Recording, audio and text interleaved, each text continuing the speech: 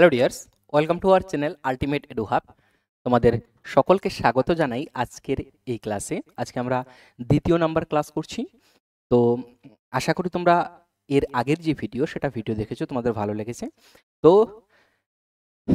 আমরা 1000 পিওয়াইকিউ এর যে সিরিজ শুরু করেছি তার আজকে দ্বিতীয় ক্লাস, এবং দ্বিতীয় ক্লাসে আমরা তার পরবর্তীকালে যে প্রশ্ন সেই প্রশ্নগুলো দেখব। ঠিক আছে, এগুলো পিওয়াইকিউ, সব পিওয়াইকিউ, বিভিন্ন রাজ্যের যে এক্সাম সেই এক্সাম থেকে আসা পিওয়াইকিউ, এবং এই কোশ্চেন্সগুলো আমরাকে কভার করছি আমরা। ঠিক আছে, তো দেরি না করে ক্লাস শুরু করে দেওয়া যাক। যারা নতুন তারা অবশ্যই চ্যানেলটিকে সাবস্ক্রাইব করবে এবং তার সাথে সাথে শেয়ারও করবে, এবং ভিডিওটি ভালো লেগে থাকলে অবশ্যই কমেন্ট বক্সে জানাবে এবং তোমরা লাইকও করবে। ঠিক আছে, তো শুরু করে দিই আজকের আমাদের কোশ্চেন নাম্বার 11। 10 নাম্বার অব্দির কোশ্চেন করেছিলাম, আমাদের 11 কোশ্চেন্স। নিচের কোন ধাপটি ব্রুনারের জ্ঞানীয় বিকাশ তত্ত্বের অংশ নয়? অর্থাৎ ব্রুনারের যে কগনিটিভ ডেভেলপমেন্ট থিওরি, সেই কগনিটিভ ডেভেলপমেন্ট থিওরির মধ্যে কোনটি অংশ নয়? চিত্ররূপ পর্যায়, স্বজ্ঞাত পর্যায়, সক্রিয় পর্যায়, প্রতীকী বা সাংকেতিক পর্যায়, আইকনিক, ইন্টিটিউটিভ, ইনঅ্যাক্টিভ বা সিম্বলিক স্টেজ। আমরা জানি তার তিনটি পর্যায় ছিল, তার বিকাশের যে তত্ত্ব, সেই বিকাশের তত্ত্বে তিনটি ছিল। তাহলে এই যে এই কোশ্চেনের অ্যান্সার 11 নাম্বার, অর্থাৎ আজকের যে প্রথম কোশ্চেন তার অ্যান্সার কি হবে? তো 11 এর কোশ্চেন অ্যান্সার দেখো, এই যে স্বজ্ঞাত পর্যায় এটা কিন্তু ছিল না, ইন্টিটিউটিভ। তিনটাই পর্যায় ছিল, আইকনিক স্টেজ, ইনঅ্যাক্টিভ স্টেজ এবং symbolic stage.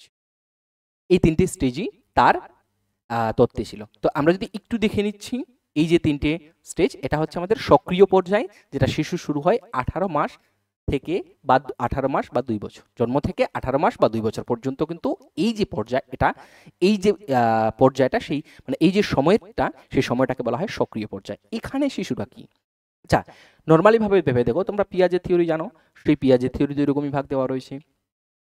So according to Bruner, শিশুরা এই সময় শারীরিক ক্রিয়া এবং সংবেদনশীল অভিজ্ঞতার মাধ্যমে জ্ঞান অর্জন করে। শারীরিক ক্রিয়া, আমরা যদি পিয়াজের তত্ত্বও দেখে থাকি, তাহলে তার যে সেন্সরি মোটর স্টেজ, হ্যাঁ, সেই সেন্সরি মোটর স্টেজে কিন্তু তার এই ধরনেরই থাকে। কথাটা বুঝতে পারলে? সংবেদনশীল অভিজ্ঞতার মাধ্যমে এবং শারীরিক ক্রিয়ার মাধ্যমে অর্জন করে। ঠিক আছে, এবং চিত্ররূপ পর্যায়, যেটাকে বলছে আইকনিক স্টেজ, 2 থেকে 6 বছর, এখানে শিশুরা বিশেষ করে সামনে যে ঘটনা রয়েছে দেখে সেই ঘটনাগুলিকে মানসিক চিত্র হিসাবে ব্যবহার করে, এবং তারা তাদের মেন্টাল যে ডেভেলপমেন্ট, সেই ডেভেলপমেন্ট করতে থাকে। মানে চাক্ষুষ ঘটনা দেখে, অবজারভেশনের মাধ্যমে দেখে, ঘটনা দেখে। কথাটা বুঝতে পারলে? তাদের একটা চিত্ররূপ, মানে একটা ছবির কথা বলা হচ্ছে।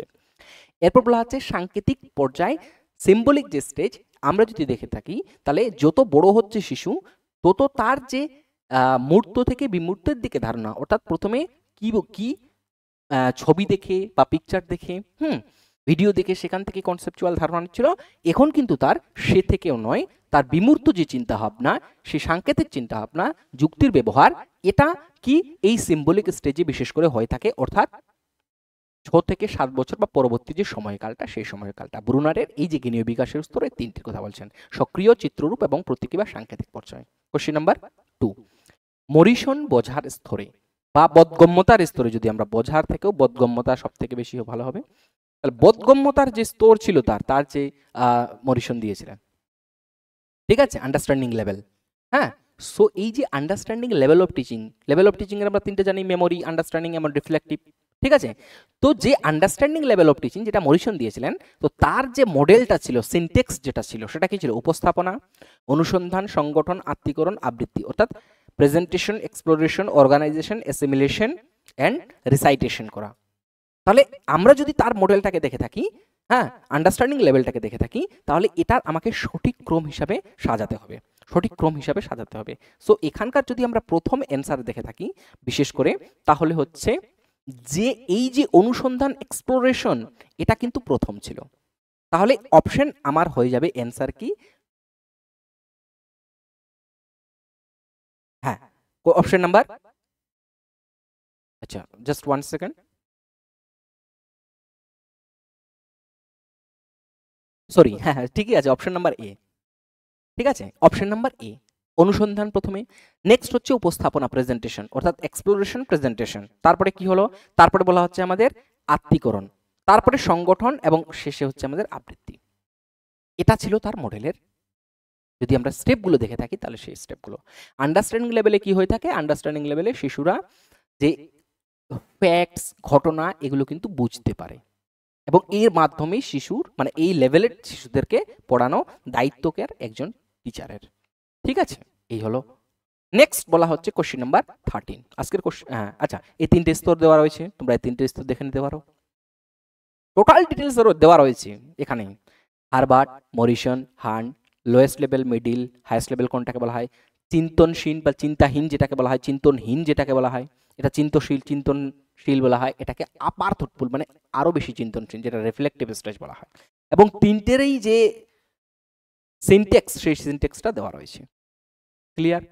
তো তোমরা এটা দেখে নিতে পারো। Question number 13।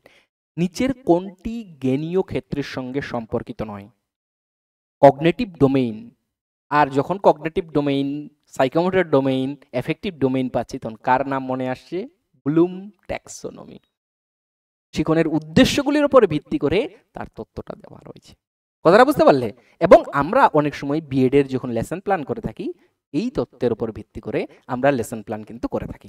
তো প্রয়োগ, মূল্যায়ন, জ্ঞান, আন্ডারস্ট্যান্ডিং, বোধগম্যতা বা বোঝা যেটাকে বলা হয়, এটার মধ্যে কোনটি নয়, কোনটি কগনিটিভ ডোমেইনের নয় বলা হয়েছে, সম্পর্কিত নয়? আমরা জানি অ্যাপ্লিকেশন, নলেজ এবং আন্ডারস্ট্যান্ডিং এগুলো কিন্তু রিলেটেড, বাট এই যে ভ্যালুইং এটা কিন্তু এফেক্টিভ ডোমেইনের সাথে রিলেটেড। কি? এফেক্টিভ ডোমেইনের সাথে রিলেটেড, এটা কিন্তু কগনিটিভ ডোমেইনের সঙ্গে রিলেটেড নয়, অর্থাৎ জ্ঞানীয় ক্ষেত্রের সঙ্গে রিলেটেড নয়। সো জ্ঞানীয় ক্ষেত্রে যদি আমরা দেখি 1956-এ এটা ছিল, এবং 2001 সালে যেটা যে পরবর্তীকালে রিভাইজড করা হয়, তো সেই ক্ষেত্রে এটা হয়েছিল। নলেজ ছিল সেটা রিমেম্বার, কম্প্রিহেনশন আন্ডারস্ট্যান্ড, অ্যাপ্লিকেশন প্রয়োগ, অ্যাপ্লাই, অ্যানালাইসিস এবং অ্যানালাইজ, সিনথেসিস ইভালুয়েট এবং ইভালুয়েশন ক্রিয়েট। কথাটা বুঝতে পারলে? এই গেল ব্যাপারটা আমাদের। হলো হলো নেক্সট কোশ্চেন নাম্বার 14 বলা হচ্ছে, যদি একজন শিক্ষক ক্লাসে একটি সমস্যাযুক্ত শিশুকে খুঁজে পান, তোমাকে এখানে এজ এ টিচার হিসেবে কোশ্চেনটাকে ভাবতে হবে, তাহলে কি করা উচিত? তোমার তাহলে কি করা উচিত?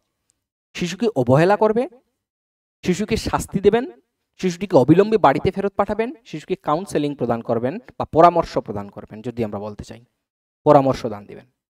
এজ এ টিচার তোমার কি করা দরকার? অবশ্যই তোমার সেই শিশুকে পরামর্শ দেওয়া প্রয়োজন, কারণ তার সমস্যা কেন হচ্ছে। কথাটা বুঝতে পারলে? তার সমস্যা কেন হচ্ছে সেই হিসাবে। তো 14 নম্বর কোশ্চেনের answer option number D is the answer.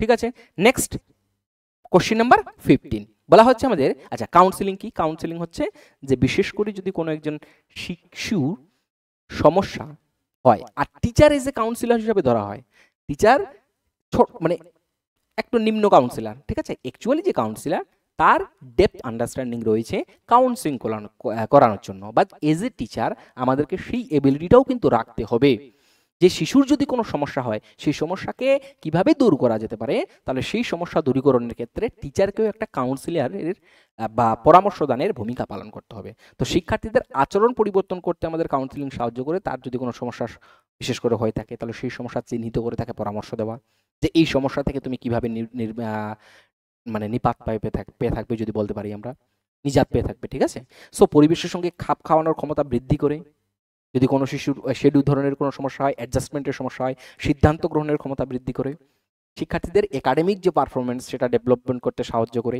এবং সেটি করে থাকবেন কে? এজ এ টিচার হিসাবে, যিনি টিচার তিনি করে থাকবেন। তাহলে টিচারের ভূমিকা কিন্তু এখানে কি একটা কাউন্সিলিং এরও ভূমিকা কিন্তু তাকে পালন করতে হবে। ক্লিয়ার? তো এজ এ টিচার হিসাবে আমরা তাদের স্টুডেন্টদের সঙ্গে ফ্রেন্ডলি মিশতে হবে, না হলে তাদের যে সমস্যা সেই সমস্যাগুলো আমরা জানতে পারবো না। কথাটা বুঝতে পারলে? এবং এই সমস্যাগুলো আমরা বিশেষ করে একজন টিচার কি হিসাবে জানতে পারেন? সব থেকে বেশি যদি ভালো উপায় সেটা হচ্ছে অবজারভেশনের মাধ্যমে। অন্য উপায়েও জানতে পারি আমি, কিন্তু একজন শিশুকে অবজারভেশন করা, সেই অবজারভেশনের মাধ্যমে জানা, এটা কিন্তু সব থেকে বেশি গ্রহণযোগ্যতা বা জানার উপায় ভালো। কোশ্চেন নাম্বার 15, স্বপাঠ্যক্রমিক কার্যক্রম বেশিরভাগই এর সাথে সম্পর্কিত। স্বপাঠ্যক্রমিক যে কার্যক্রম, কো কারিকুলার অ্যাক্টিভিটিস স্কুলে করানো হয়ে থাকে, তো শিক্ষার্থীর সর্বাঙ্গীন বিকাশে সাহায্য করে, শিক্ষার্থীর প্রতিষ্ঠানের উন্নয়ন করে, শিক্ষার্থীর মানসিক বিকাশ সাহায্য করে, শিক্ষার্থীর পেশাগত বিকাশে সাহায্য করে। যখন আমরা কোকারিকুলার অ্যাক্টিভিটিসের কথা বলছি সেই ক্ষেত্রে শিক্ষার্থীর সর্বাঙ্গীন physical development, emotional development, mental development cocurricular activities করছে। কারণ কোকারিকুলার অ্যাক্টিভিটিস ফিজিক্যালি হতে পারে, তাহলে ফিজিক্যাল ডেভেলপমেন্ট হচ্ছে, এবং এজ ওয়েল এজ তারা গ্রুপ করে সেই কোকারিকুলার অ্যাক্টিভিটিসটাকে করছে। তো তাদের মধ্যে যে সহানুভূতি এবং সহধর্মিতা, সহমর্মিতা, বন্ধুদের সঙ্গে কোঅপারেশন, পিয়ার গ্রুপ করে কাজ করানো, সেটাও ডেভেলপমেন্ট হচ্ছে, সোশ্যাল স্কিল ডেভেলপমেন্ট হচ্ছে। তো শিক্ষার্থীর সর্বাঙ্গীন বিকাশের গুরুত্ব হচ্ছে সহপাঠ্যক্রমিক যে কার্যকলাপ সেই কার্যকলাপের। ক্লিয়ার? নেক্সট কোশ্চিন বলা হলো কি, তাহলে এই দেওয়া রয়েছে সহপাঠ্যক্রমিক কার্যাবলী: নেতৃত্ব, দলবদ্ধ কাজ, সমস্যা সমাধান, সৃজনশীলতা, শিশুদের আত্মবিশ্বাস গড়ে ওঠা, শিশুদের মধ্যে একাগ্রতা, এই শৃঙ্খলা। ক্লিয়ার? ক্লিয়ার? এটা তোমরা পড়ে নেবে। নেক্সট কোশ্চিন বলা হচ্ছে নিচের কে শিখনের তত্ত্ব উপস্থাপন করেননি।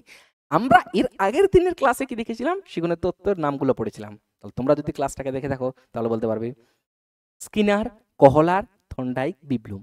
আমরা জানি এই তিনজনেই কিন্তু কি দিয়েছিলেন? শিখনের তত্ত্ব দিয়েছিলেন। আর ব্লুমের আমরা এক্ষুনি বললাম শিখনের উদ্দেশ্য অনুযায়ী তিনি একটি তত্ত্ব দিয়েছিলেন, কিন্তু সেটা শিখনের তত্ত্ব ছিল না। শিখনের তত্ত্ব ছিল না সেটা। 16D শিখনের তত্ত্ব ছিল না সেটা। ঠিক আছে, শিখনের তত্ত্ব ছিল না। নেক্সট কোশ্চিন নাম্বার, আচ্ছা, ব্লুমের যে থিওরি, সেই থিওরি কি ছিল? জ্ঞানীয় ক্ষেত্র, আবেগীয় ক্ষেত্র এবং মনোপ্রসিত ক্ষেত্র।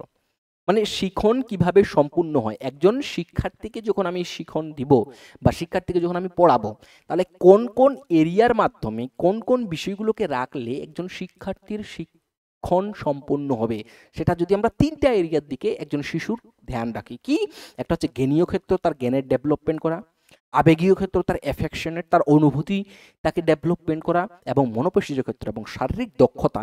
এই তিনটে বিষয়ের মাধ্যম দিয়ে যদি একটি শিশুকে শিক্ষা প্রদান করানো হয়, তাহলে সেই শিশুর ডেভেলপমেন্ট হবে এবং শিখন পুরোপুরি সম্পূর্ণ হয়ে থাকবে। 1956-এ বেঞ্জামিন ব্লুম এই তিনটা ক্ষেত্র এবং তিনটা ক্ষেত্রের আরো কিছু বিষয় তিনি দিয়েছিলেন, সেটা আমরা অন্য কোনো ক্লাসে জানবো। ক্লিয়ার? ক্লিয়ার? নেক্সট কোশ্চেন, শিক্ষায় স্থবিরতার কারণ কি? বলছে meaning of stagnation in education. স্কুলে না যাওয়া, স্কুলে ভর্তি না করা, একটি শিশুকে একই শ্রেণীতে 1 বছরের বেশি সময় ধরে রাখা, শিশুর দ্বারা স্কুল ত্যাগ করা, শিক্ষায় স্থবিরতার বা meaning of stagnation in education. যদি আমরা স্থবিরতার শব্দ দেখি, তাহলে এই ক্ষেত্রে অর্থ হচ্ছে আমাদের যে একটি শিশুকে যখন আমরা একই শ্রেণীতে অনেক সময় ধরে রাখছি, সেটা বলা হচ্ছে আমার শিখে স্থবির হয়ে গেছে, স্ট্যাগনেশন হয়ে গেছে। কথাটা বুঝতে পারলে? একই শ্রেণীতে 1 বছরের বেশি সময় ধরে যখন রাখছি। ক্লিয়ার? ক্লিয়ার? ক্লিয়ার? তো স্থবিরতার কারণ কি? গতানুগতিক পদ্ধতির ব্যবহার করেন। শিশুর মধ্যে নলেজ ডেভেলপমেন্ট হচ্ছে না, শিশু পাস করতে পারছে না, সঠিক প্রশিক্ষণ প্রাপ্ত টিচার নেই, টিচার সঠিকভাবে শেখাতে পারছে না। হ্যাঁ, স্কুলে গিয়ে ঘুমাচ্ছে, হ্যাঁ স্কুলে দেরিতে যাচ্ছে, আমি বলবো না সেটা কথা যে দেরিতে যাচ্ছে, বাট সঠিক বৈজ্ঞানিক সায়েন্টিফিক নলেজের অভাব, তার মধ্যে টিচিংস এবিলিটি হয়তো নেই, সেই কারণে দরুন হতে পারে। ঠিক আছে, ঠিক আছে, বুঝতে পারছো? এগুলো মুখস্থ বিদ্যার প্রতি অনেক জোর, আর সেখানে মুখস্থ বিদ্যার প্রতি আমি পুরো জোর দিয়ে দিছি, আর কি রয়েছে? কোশ্চিন এসে গেছে আন্ডারস্ট্যান্ডিং, যেটা তোমরা ক্লাসে দেখে থাকো।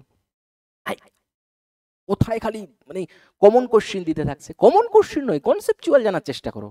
কোশ্চিন এমনিতেও হবে, কোশ্চিন কমন পাবে না, 2-1টা কোশ্চিন, বিভিন্ন ধরনের কোশ্চিন আসে পরীক্ষাতে। Memory based question, understanding based question, এবং সব থেকে বেশি understanding based question. Memory based question আসলে তুমি তো করতে পারবে, খেলাটা তো আন্ডারস্ট্যান্ডিং বেসড কোশ্চিন করায়, এবং কোশ্চিনেরও বিভিন্ন ধরন রয়েছে, যে এসারশন রিজন, তারপরে তোমার এসারশন রিজনের সাথে তোমার কি রয়েছে? স্টেটমেন্টের প্রশ্ন রয়েছে, মেলানোর প্রশ্ন রয়েছে, নরমাল এমসিকিউ রয়েছে। ঠিক আছে, নেক্সট কোশ্চিন নাম্বার 18। মানব বিকাশ শুরু হয় প্রাক শৈশব পর্যায়ে, প্রাক জন্মকালীন পর্যায়ে, শৈশব পর্যায়ে, শৈশবের পরবর্তী পর্যায়ে। মানব বিকাশ যে শুরু হয় আমাদের, সেই বিকাশটা কবে শুরু হয়? যদি আমরা দেখি, মানব বিকাশ শুরু হয় মাতৃগর্ভ থেকেই, প্রাক জন্মকালীন পর্যায়ে, যেটাকে প্রিনেটাল স্টেজ বলা হয়। শিশু যখন মাতৃগর্ভে থাকে, সেই গর্ভে থেকেই তার যে ডেভেলপমেন্ট, সেই ডেভেলপমেন্টটা কিন্তু শুরু হয়ে যায়। কথাটা বুঝতে পারলে? এটাকে প্রিনেটাল স্টেজ বলা হয় বা পিরিয়ড বলা হয়। আর এই যে প্রিনেটাল স্টেজ, এটারও তিনটা ভাগ রয়েছে। একটা হচ্ছে জার্মিনাল স্টেজ, একটা হচ্ছে এমব্রিয়নিক স্টেজ, যেটাকে মানে অ্যাপ্রক্সিমেটলি শুরুর দিন থেকে 2 উইকস, 3 থেকে 8 উইকসের মধ্যে, সপ্তাহের মধ্যে, এবং approximately 9 weeks to until to birth, এটাকে বলা হচ্ছে ফেটাল স্টেজ। শৈশবের পর্যায়ে, যেটাকে 1 থেকে 2 মাস, স্টেজ অফ ইনফেন্সি। নবজাতকের পর্যায়ে, যেটাকে বলা হচ্ছে জন্ম থেকে 1 মাস। প্রাথমিক শৈশব, আর্লি চাইল্ডহুড, 1 থেকে 6 মাস। পরবর্তী শৈশব, পোস্ট চাইল্ডহুড, যেটাকে বলা চাইল্ডহুডের মধ্যে 6 থেকে 12 মাস। ক্লিয়ার? ক্লিয়ার? দেখো, এগুলো বিভিন্ন জায়গায় কিন্তু বিভিন্ন ধরনের দেওয়া থাকবে, বাট ইন দ্য কেস, এই ক্ষেত্রে এটা clear. Question number 19, the condition of learning বইটি লিখেছেন কে? তাহলে তোমাদের এটা হচ্ছে মেমোরি বেসড কোশ্চেন। সব ধরনের কোশ্চেন থাকবে, মেমোরি বেসড কোশ্চেন থাকলে একটা, আর বাকিগুলো কি কনসেপচুয়াল কোশ্চেন। একটা থেকে দুটো থাকছে, 10টা কোশ্চেনের মধ্যে দেখে দেখো। তাহলে কন্ডিশন অফ লার্নিং, এই বইটি BF Skinner, El Thorndike, IP Pavlov, যেটাকে বলছে, এটা পেভলভ হবে, এবং এম গ্যাগনে, আর এম গ্যাগনে, যেটা তো কে লিখেছে যদি আমরা দেখি, তাহলে এটা হচ্ছে আমাদের থর্নডাইকের লেখা দ্য কন্ডিশন অফ লার্নিং, এবং কন্ডিশন অফ লার্নিং এটা থর্নডাইকের লেখা বিশেষ করে। ঠিক আছে, sorry sorry sorry sorry sorry sorry sorry sorry এটা হচ্ছে গ্যাগনের লেখা, সরি গ্যাগনের লেখা। 19 নাম্বার অ্যান্সার ডি, এটা গ্যাগনের লেখা, আমি ভুল বলেছিলাম, গ্যাগনের লেখা। ক্লিয়ার? নেক্সট বলা হচ্ছে, এই যে দেখো, বুকসের নামগুলো এখানে বিশেষ করে দেওয়া রয়েছে। এটা তোমাদের রট মেমোরাইজেশন, যেটা তোমাদের রট মেমোরাইজ করতে হবে, কিছু জিনিস রট মেমোরাইজ করতে হবে, এবং বইয়ের নামগুলো বিশেষ করে দেওয়া রয়েছে সবার। বুঝতে পারছো? তাহলে এটা পড়ানোর কিছু নেই, তোমরা জাস্ট দেখে নিবে তাহলেই হবে। কিছুটা রট মেমোরাইজেশন তোমাদের রাখতে হবে 2-1টা কোশ্চেনের জন্য। লাস্ট কোশ্চেন, আজকের কোশ্চেন, মাইক্রো টিচিং এর ভারতীয় মডেলে মোট সময় নেওয়া হয় কতটা? যদি আমরা ইন্ডিয়ান দেখি 40 মিনিট, বা স্ট্যান্ডার্ড যদি আমরা টিচিং দেখি, সেটা হচ্ছে 40, 36, 30, 45 মিনিট। কোনটি? আমরা যদি ভারতীয় মডেলে দেখতে চাই, তাহলে এটা হচ্ছে আমাদের 36 minutes. 20 number question, option number B, 36 minute. 36 minute micro teaching হলো। তো মাইক্রো টিচিং আমরা জানি শিক্ষক শিক্ষণের একটি কৌশল। তোমরা যখন বিএড বা ডিএড করবে, তো সেই সময় তোমাদের এই মাইক্রো টিচিং করতে হয়, এবং সেই মাইক্রো টিচিং এর সময় তোমাকে লেসন প্ল্যান তৈরি করতে হবে। বেশিরভাগ ক্ষেত্রেই অ্যাকর্ডিং টু ব্লুম ট্যাক্সোনমি আমরা করে থাকি, যেখানে বিভিন্ন ধরনের কোশ্চেন থাকবে। তো তার একটা প্ল্যান রয়েছে, যেখানে এই মাইক্রো টিচিং এ কি হয়ে থাকে, একজন শিক্ষক শিক্ষার্থী, যেটা শিক্ষার্থী রয়েছে তারাই কিন্তু সেখানে থাকে, এবং শিক্ষার্থী বলে তোমাদের যে সহপাঠী রয়েছে তারা শিক্ষার্থীর ভূমিকা পালন করে।